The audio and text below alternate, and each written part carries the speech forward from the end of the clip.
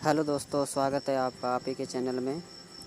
तो जैसा कि आपने पिछली वीडियो में देखा कि माता सती ने अपने प्राण कैसे त्यागे, तो हम इस वीडियो में बात करेंगे आगे।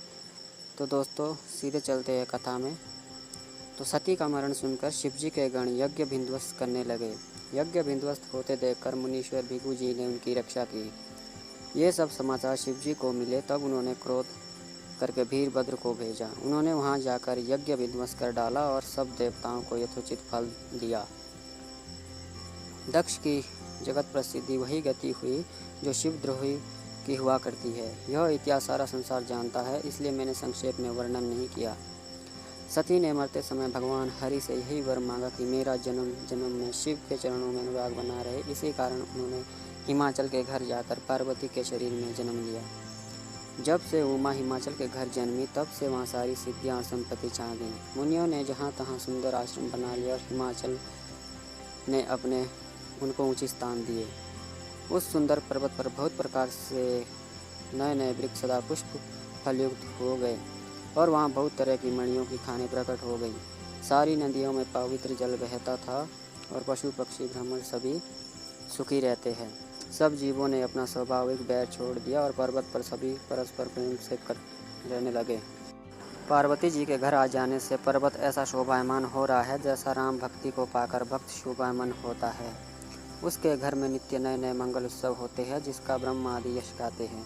जब नारद जी ने यह सब समाचार सुने तो वे कौतूहल ही से हिमाचल के घर पधारे। पर्वतराज ने उनका बड़ा आदर किया और चरण धोकर उनकी उत्तम आसन दिया।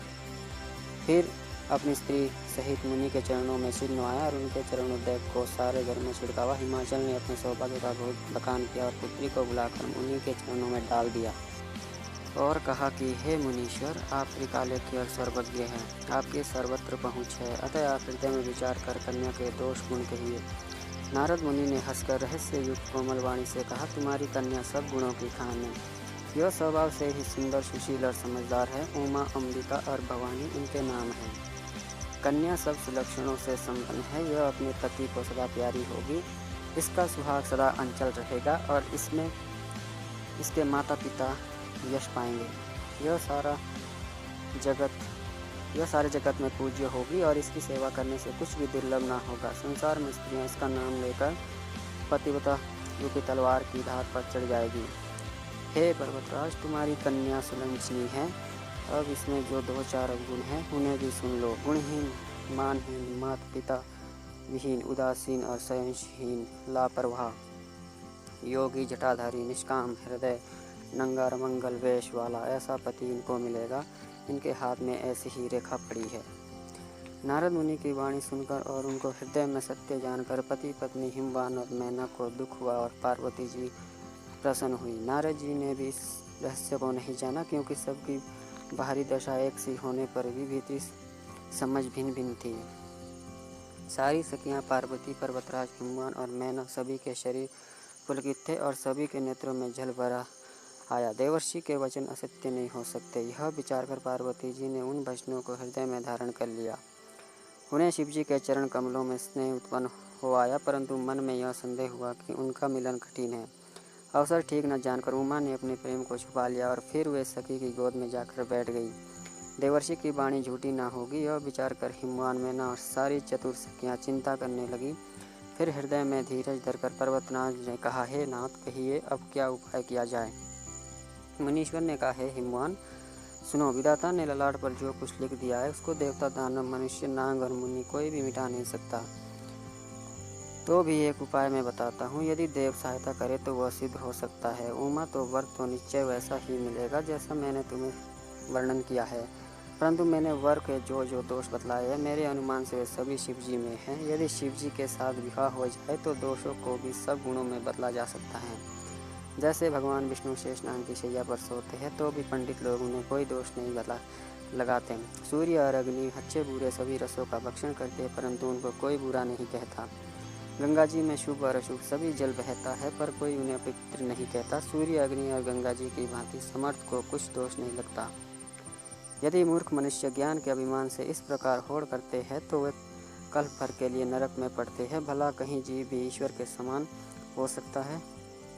गंगा जल में भी बनाई हुई मदिरा को जानकर संत लोग कभी उनका पान नहीं करते, पर वही गंगा जी में मिल जाने से जैसे पवित्र हो जाती है, ईश्वर और जीव में भी वैसा ही भेद है। शिव जी सहज ही समर्थ है, क्योंकि वे भगवान हैं, इसलिए इस विवाह में सब प्रकार कल्याण है। परंतु महादेव जी की आराधना बहुत कठिन है, फिर भी कलेश तप करने से वे बहुत जल्द संतुष्ट हो जाते हैं। यदि तुम्हारी कन्या तप करे तो त्रिपुरारी महादेव जी को होनहार को मिटा सकते हैं। यद्यपि संसार में वर अनेक है, पर इसके लिए शिव जी को छोड़कर दूसरा वर नहीं है। शिव जी वर देने वाले हैं, शरणागतों के दुख को नाश करने वाले हैं, कृपा के समुद्र, सेवक के मन को प्रसन्न करने वाले हैं। शिव जी की आराधना किए बिना करोड़ों योग जब तप करने पर भी वांछित फल नहीं मिलता। ऐसा कहकर भगवान का स्मरण करके नारद जी ने पार्वती को आशीर्वाद दिया और फिर कहा, हे पर्वतराज, तुम संदेह का त्याग कर दो, अब यह कल्याण ही होगा। यूँ कहकर नारद मुनि ब्रह्मलोक को चले गए। अब आगे जो चरित्र हुआ उसे सुनो। पति को एकांत में पाकर मैना ने कहा, हे नाथ, मैंने मुनि के वचनों का अर्थ नहीं समझा। जो तुम्हारी कन्या के अनुकूल घर वर और कुल उत्तम हो तो विवाह कीजिए, नहीं तो लड़की चाहे कुंवारी ही रह जाए। मैं अयोग्य वर के साथ उसका विवाह नहीं करना चाहती, क्योंकि हे स्वामी, पार्वती मुझे प्राणों से भी प्यारी है। यदि पार्वती के योग्य वर ना मिला तो सब लोग कहेंगे कि पर्वत स्वभाव से ही जड़ मूर्ख होते हैं। हे स्वामी, इस बात को विचार कर ही विवाह कीजिए, जिसमें पीछे हृदय में संताप न हो।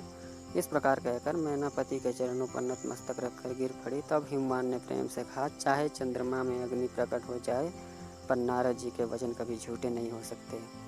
तो दोस्तों, आशा करता हूँ कि आपको ये वीडियो बहुत पसंद आई हो, तो please like and share comment करना ना भूलें। जय श्री राम।